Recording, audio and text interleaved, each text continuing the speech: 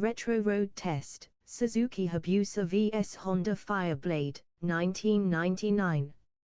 Motorcycling in Britain during the late 1990s was in the middle of a horsepower arms race. The Japanese manufacturers were locked in an escalating battle to see who could build the fastest, sharpest, most headline-grabbing machine. The Honda Fireblade had already spent the bulk of the decade redefining the superbike class, shrinking big bike weight into middleweight nimbleness. Then along came Suzuki, in 1999, with the Hayabusa, not so much a motorcycle as a ballistic missile with number plates. Both motorcycles were superb, both defined their era, but they were utterly different in philosophy. Let's take them out for a spin, then, and see which of these late 90s legends still has the edge. Styling and presence. Pull up at the pub car park on a 1999 Fireblade and you'll get nods of respect. Pull up on a Hayabusa and half the beer garden will drop their crisps in shock. The Fireblade of '99 carried over the sharper, more angular styling that Tadao Baba, Honda's project leader, had insisted upon from the start: compact dimensions, taut fairings, and an overall stance that made 900cc look like a 600. It looked fast even when on the side stand, with twin headlights that seemed to glare at traffic ahead. It was purposeful and taut, but never ridiculous. In short, it was the bike for the rider who knew what they were doing, not the bloke compensating for something. The Hayabusa, meanwhile, arrived like an alien spaceship. Its bulbous, aerodynamically sculpted fairing was optimized in the wind tunnel for high-speed stability, resulting in a look that divided opinion. To some, it was an ugly, overinflated, melted jelly bean. To others, it was the coolest, most outrageous piece of Japanese exotica money could buy. Whatever one's taste, you couldn't ignore it. Even parked next to a Ducati 996 or Yamaha R1, the Hayabusa had an aura of menace. People whispered that's the one that does 200. On styling alone, the Fireblade wins for classic good looks and clean lines, but the Hayabusa wins the Who's the Daddy award without contest. Engines and performance. Now, the serious bit. The 1999 Honda Fireblade, CBR 900 RRX, packed a liquid-cooled, inline-4, 929cc engine. Official UK figures quoted around 128 bhp at 10,500 rpm, with torque peaking at about 68 pound-feet. That doesn't sound huge by today's standards, but in 1999, stuffed into a 180 kg dry weight chassis, it meant breathtaking acceleration. From 0-60 miles per hour in under 3 seconds, and a top speed comfortably north of 170 miles per hour. Its genius lay not just in outright figures, but in the way it delivered them: linear, controllable, almost telepathic. The 1999 Suzuki Hayabusa, GSX 1300R, by contrast, arrived with an utterly outrageous spec sheet. Its 1299cc inline-4 pumped out around 173 bhp at 9,800 rpm and 101 pound-feet of torque. In the same year that most hot hatches struggled to crest 150 bhp, here was a motorbike with the power-to-weight ratio of a fighter jet. Top speed. Well, officially 194 miles per hour, but owners and testers whispered of a genuine 200 miles per hour before the gentleman's agreement on speed limits came into effect in 2000. 0-60 miles per hour was a ridiculous 2.7 seconds, but frankly the more shocking bit was the way it kept pulling well past 100 miles per hour. Ride the Fireblade and you grin. Ride the Hayabusa and you cackle, shout expletives inside your helmet, and start to wonder if you've actually developed superpowers. handling and chassis. The Fireblade's party piece was agility.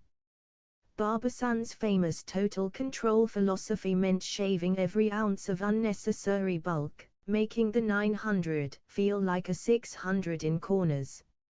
A twin-spar aluminium frame kept it stiff yet light, while fully adjustable suspension let keen riders fine-tune things for road or track.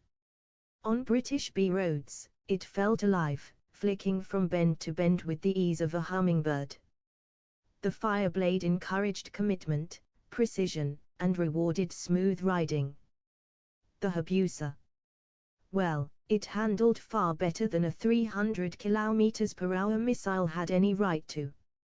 Suzuki gave it a solid twin-spar aluminium frame and long wheelbase for stability.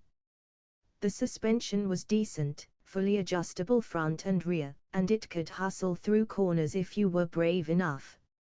But let's be honest, the Hayabusa was about straight-line speed and fast sweepers, not tight twisties. It felt heavy compared to the Blade, about 215 kg dry vs 180 kg, and you had to wrestle it a bit in hairpins.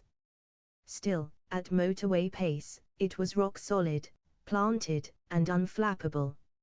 On a sunny Sunday morning in the Cotswolds, the Fireblade would run rings around the Hayabusa. But on the M1, heading for Scotland with 3 counties still to cover, the Hayabusa would leave the Honda looking like it had parked up for a sandwich. Brakes. Stopping power matters, especially when you've built a machine capable of Mach 2. The Fireblade was blessed with dual 310mm discs up front, squeezed by 4-pot Nissin calipers. Strong, progressive, confidence-inspiring, they matched the Blade's sharp chassis perfectly. The Hayabusa, meanwhile, carried twin 320mm discs and 6-pot Tokico calipers. On paper, they sounded immense. In practice, they were decent but not spectacular. Reviews of the time noted that repeated hard stops from silly speeds caused some fade, and the feel wasn't as precise as Honda's setup. Still, unless you were doing repeated top speed runs on restricted autobahns, they did the job. Verdict: Honda wins the break-off. Comfort and practicality. Motorbikes aren't bought solely for practicality, but in the UK, with our patchy weather and questionable road surfaces, comfort counts. The Fireblade was uncompromising. Its riding position was sporty but not extreme, yet anyone over 6 foot found it a touch cramped. Long rides would eventually have you stretching wrists and knees at petrol stops. Pillion provision was more symbolic than useful, best reserved for masochists or very forgiving partners. The Hayabusa, however, was surprisingly civilized. Its larger dimensions gave more room, the seat was broader and more padded, and wind protection was excellent thanks to that slippery fairing. It could munch motorways all day long at indecent speeds while keeping the rider remarkably fresh. Even pillions got a half-decent deal, assuming they didn't mind triple-digit velocities.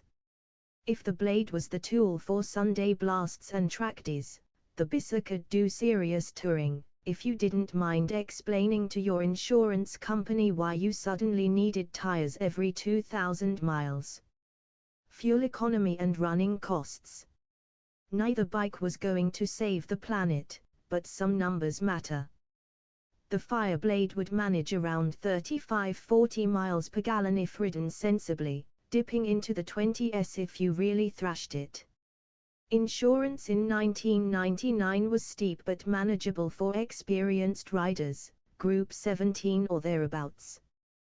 Tires, chains, pads, all wore quickly if abused, but that's par for the course. The Hayabusa was thirstier. Ride it hard and you'd struggle to get 30 miles per gallon, with 25 miles per gallon more realistic for enthusiastic owners. Its huge rear tire, 190 section, was expensive and lasted about as long as a chocolate teapot if you enjoyed acceleration. Insurance was eye-watering, Group 20 at the time, and Suzuki mechanics knew they could charge a premium for work on the flagship missile. If you were 25, you could afford a Fireblade. If you were 40, had a decent job, and a forgiving spouse, you could justify a Hayabusa. Character and soul. This is where things get subjective. The Fireblade had a purity about it. It was the thinking rider's superbike, the one that demanded skill but rewarded finesse. It didn't try to flatter you, it tried to make you a better rider. It was balanced, taut, and deeply satisfying when you got everything right. The Hayabusa, by contrast, was all about excess. It wasn't subtle. It was about brutal acceleration, outrageous speed, and the smug knowledge that almost nothing else on wheels could keep up. It had a cult following immediately, attracting those who wanted bragging rights at the cafe. Yet it also had surprising depth. It wasn't just a hooligan tool, it was a genuinely capable sports tourer, a do-everything superbike with monstrous reserves of grunt. One was a scalpel, the other a sledgehammer. Both had soul, but of very different flavors. Verdict. So, 1999, which one would you buy? If your riding was mostly backroads, track days, and occasional commutes, the Honda Fireblade was the more complete machine. It was sharp, rewarding, and far easier to exploit fully in Britain. You'd use more of its performance more of the time, and it made you feel like a hero without constantly threatening to catapult you into orbit. If your riding was motorways, long trips, and occasional autobahn raids, the Suzuki Hayabusa was irresistible. It was absurdly fast, surprisingly comfortable, and carried a legend that endures to this day.